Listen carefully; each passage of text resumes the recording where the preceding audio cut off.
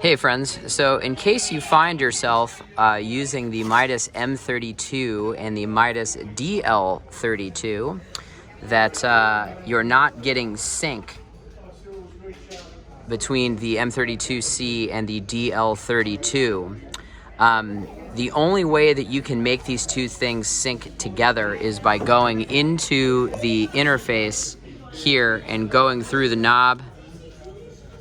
So what you want to do is you want to go to sync, click the knob, and you want to make sure that it is set to INT, which is internal.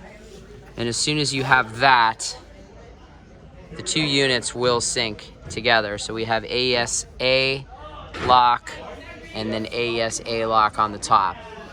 The only way that you can do that is not through the iPad app. You have to do it through the physical hardware piece of the M32. So if you're stuck, hope this helps.